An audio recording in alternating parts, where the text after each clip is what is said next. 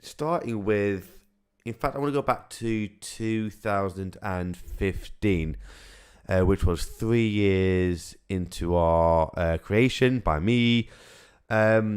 Leading up to that, we had done some like obviously amazing things, really great stuff, and like a couple of great major events. I can't remember now, but they were amazing.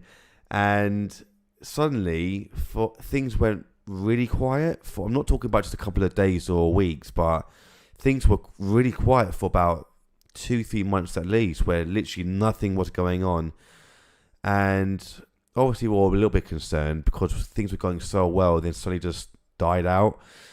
And at that point, for the first time, I kind of lost the love for doing it, because it was so much fun, like performing live and doing some great things. And then suddenly, when everyone just ignores you, your emails, your calls, no matter what they are, it kills your spirit, it kills your creativity. You don't want to do it no more. And that was the first time in my life where I felt like I can't be asked anymore to do this.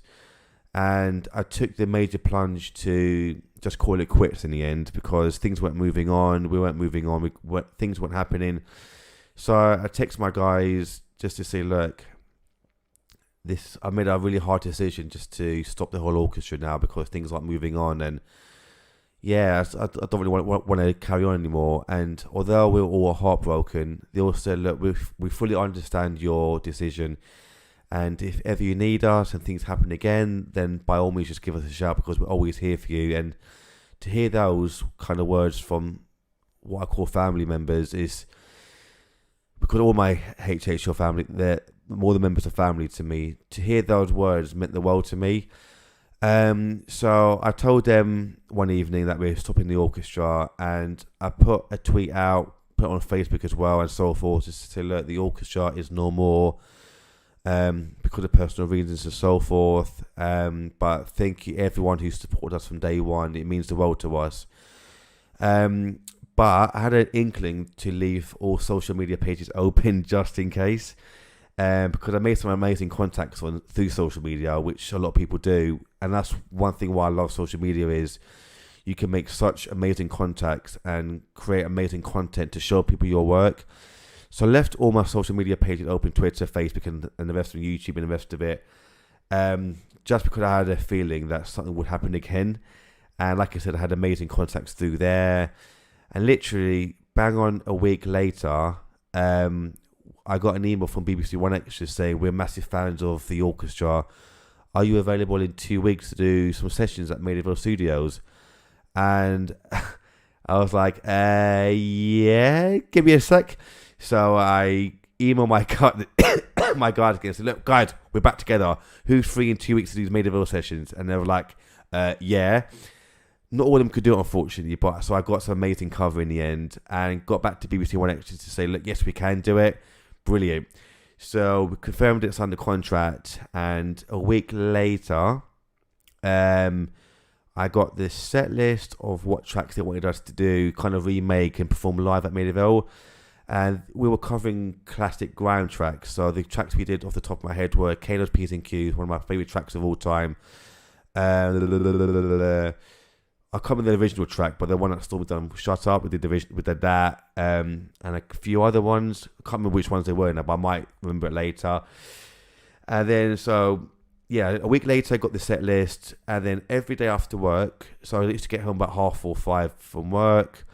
I used to spend a couple of hours writing the tracks, like go to gym, come back and eat and sleep. Did that literally for 5 days. Barely got any sleep, and by Friday, I had all the tracks written out.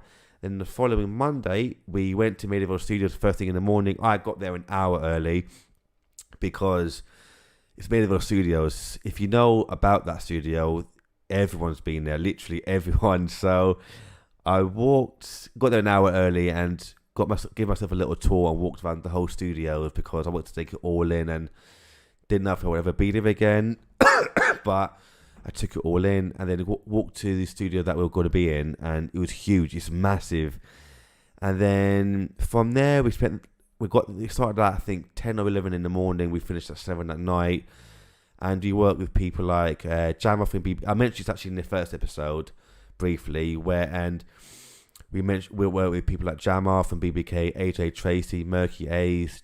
Shout out to my boy Jevin we worked with, and also my girl Janset. We worked with them as well, and a couple of other people. And the whole day was unbelievable. And we did 5 tracks, filmed them, got them properly recorded as well, and then the promo. And I had an interview after with Cyan Anderson as well, who's love it to bits. And I think all the videos, pardon me, all the videos and the promo was done and released in June of 2015. And if I tell you my phone was going off the hook, I literally was constantly vibrating with messages on Twitter and stuff, was saying, "Oh my God, you lot were amazing, it was so good." And to hear yourself on radio and Sky and TV and stuff is so weird. I will never get over it.